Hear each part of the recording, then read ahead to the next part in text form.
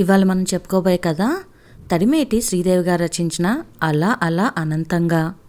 కదలకుండా కూర్చోలేవు, బొంగరంలా తలాడిస్తూ ఉంటే జడలా వేస్తాను, గట్టిగా కసిరింది సుందరి తన 6 ఏళ్ల కూతురు ఉషాని. నీకింత విసిగేమిటోయ్, పిల్లల్ని అలా కసురుకుంటే ఎలా? నెమ్మదిగా చెప్పేలా చెప్పాలి గాని.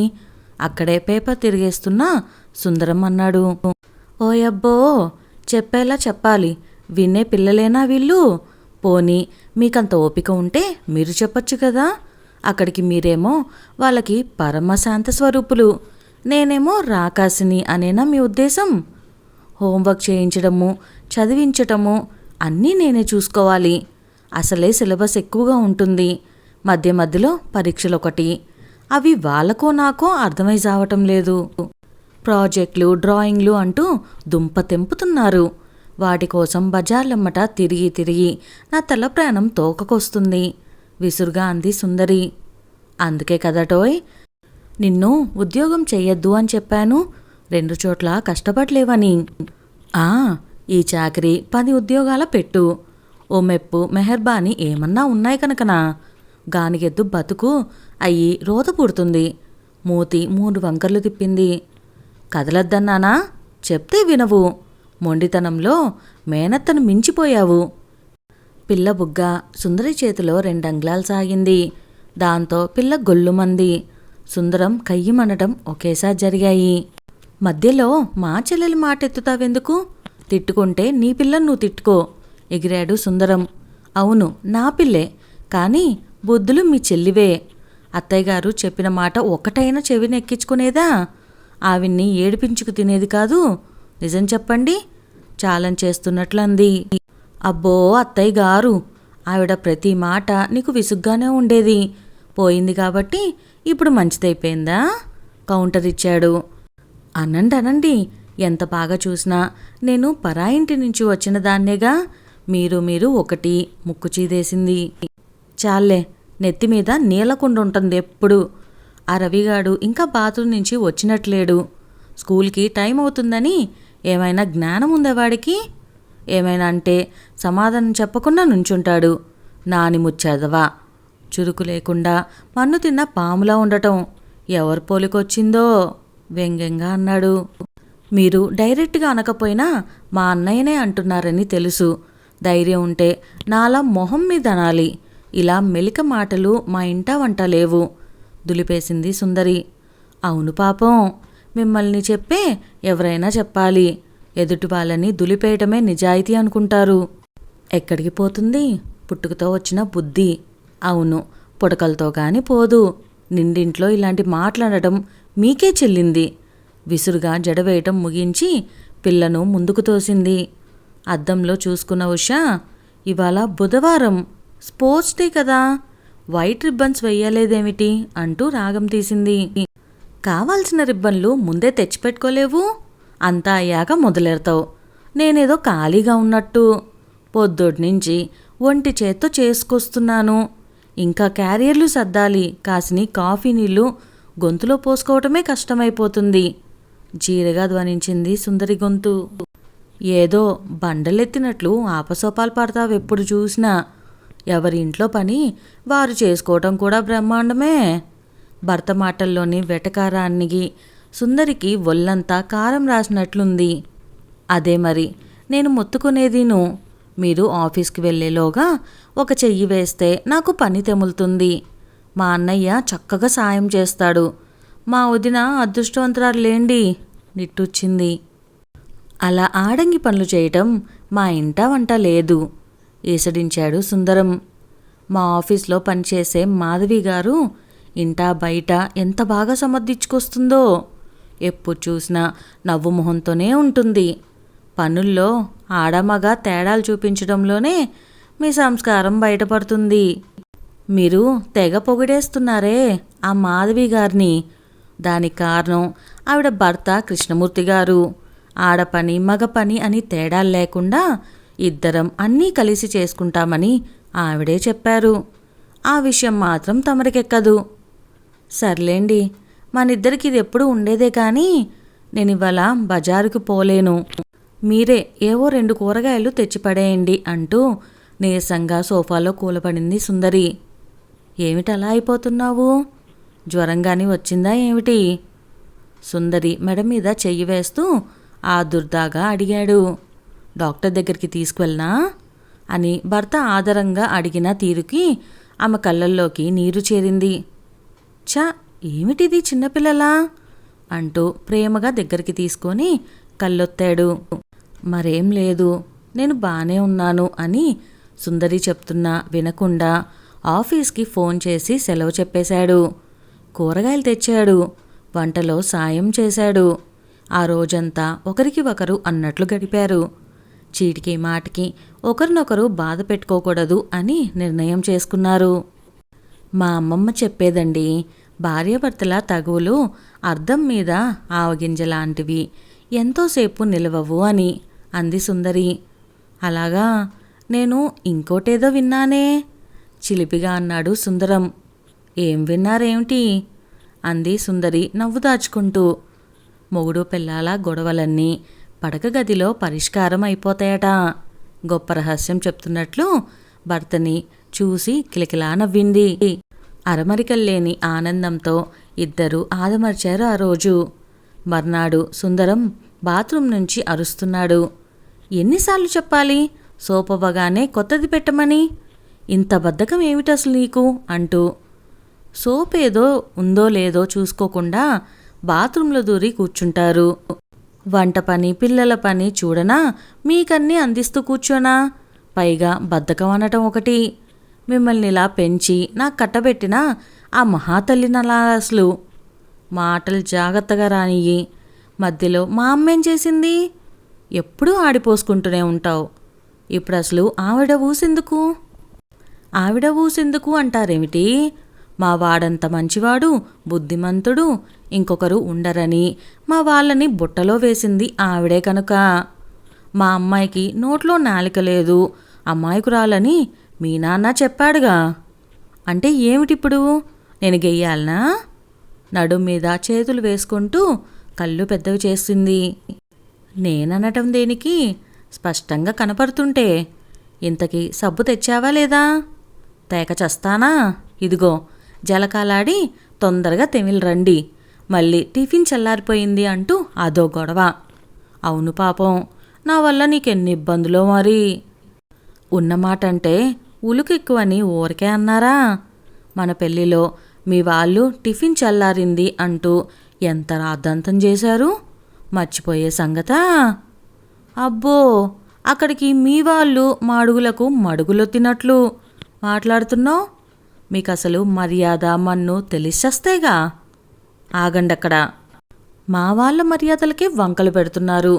కాశీ ప్రయాణం అప్పుడు గడ్డం కింద బెల్లం ముక్క పెట్టినా మా అన్నయ్యకి కాస్త మంచి ప్యాంటు షర్టు పెట్టడానికే మొహం చూసుకున్నారు మీ వాళ్ళు. మీరు మా వాళ్ళకి పెట్టిన బట్టల మాటేమిటి? మంచివాళ్ళు కాబట్టి అల్లరి చేయలేదు. మీరు మీ మంచితనాలు. సుందరి మూతి 30 వంకలు తిరిగింది. చాలే, ఎక్కువగా తిప్పకు, చూడలేక చస్తున్నా. అవును, ఎందుకు చూడగలుగుతారు? పెళ్ళైన కొత్తల్లో ఇదే మూతి తెగ ముద్దొచ్చేది. అంతేలేండి, మగవాళ్ళు మనసులు శ్రావణ మేఘాల్లాంటివి అని ఊరికే అనలేదు. ముక్కు ఎగబీల్చింది సుందరి. శ్రావణ మేఘంలా నువ్వు వర్షిస్తూ నన్నంటావేం? వెక్కిరింపుగా అన్నాడు సుందరం. శ్రావణ మేఘాలు ఎప్పుడు కురుస్తాయో ఎప్పుడు మాంతాయో చెప్పలేనట్లు మగాళ్ళు ప్రేమలు కూడా మారిపోతాయట. ఏటొచ్చి మా ఆడవాళ్ళమే వెర్రి మొహాలం. ముక్కు చీదేసింది. అయ్య బాబోయ్, ఇప్పుడు కులాయి విప్పకు, నాకు ఆఫీస్ టైం అయిపోయింది అంటూ గబగబా టిఫిన్ నోట్లో కుక్కుకోవడం మొదలుపెట్టాడు. నెమ్మదిగా తినండి, పొలమారగలదు కంగారుగా అంటూ మంచినీళ్ళు గ్లాస్ తెచ్చి టపీమని ప్లేట్ పక్కన పెట్టింది. గడగడా మంచినీళ్ళు తాగి లేచాడు. హెల్మెట్ సోఫాలో పెట్టాను, మర్చిపోకండి, జాగ్రత్తగా వెళ్ళిరండి. నువ్వు కదులు మరి, త్వరగా ఎదుర్రా. నువ్వెదురొస్తే నా పనులన్నీ జుమ్ జుమ్మని అయిపోతాయి. సాయంత్రం త్వరగా వచ్చేస్తాను. పిల్లల స్లిప్ టెస్ట్లు అయిపోయాయన్నావు కదా, పార్కుకి వెళ్దాం. Be ready. హుషారుగా గడప దాటాడు సుందరం. నేను ఎదురు రాకపోతే ఈయనకు మనసులోనే ఉండదు మురిపెంగా అనుకుంటూ నవ్వుకుంది. సాయంత్రం పిల్లలు సుందరి రెడీ అయ్యి ఎదురుచూపులు మొదలుపెట్టారు. త్వరగా వస్తా అన్నవాడు మామూలు టైంకు కూడా రాకపోయేసరికి పిల్లలు ఉసూరుమంటూ టీవీ ముందు కూర్చున్నారు. ఏదో అర్జెంట్ పని తగిలి ఉంటుంది, ఇంకోసారి తప్పకుండా వెళ్దాము అని వాళ్ళని బుజ్జగించి సమాధానపరిచింది. ఫోన్ చేస్తుంటే ఎంగేజ్ వచ్చింది. వంట చేసి పిల్లలకు పెట్టేసింది.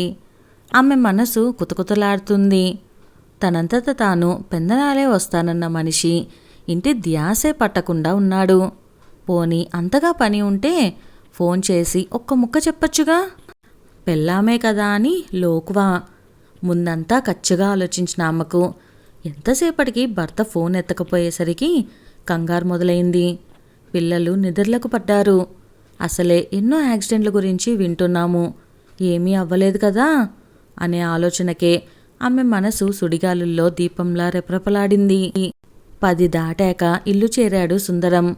విసురుగా ఏదో అనబోయి అతని వాలకం చూసి తమాయించుకుంది. కుర్చీలో కూలబడి తల వెనక్కు వాల్చి కళ్ళ మీద చెయ్యి పెట్టుకున్న అతన్ని చూస్తే ఆమె గుండె గబగబలాడింది. పరుగున వెళ్ళి మంచినీళ్లు తెచ్చి ఇచ్చి ఏమైందండి అంది భుజం మీద చెయ్యి వేస్తూ. మా ఆఫీస్లో స్వీపర్ శాంతమ్మ చాలా మంచిదని, భర్త పోయాక ఆ జాబ్ చేస్తూ పిల్లలిద్దరినీ కష్టపడి చదివిస్తుందని చెప్పాను కదా.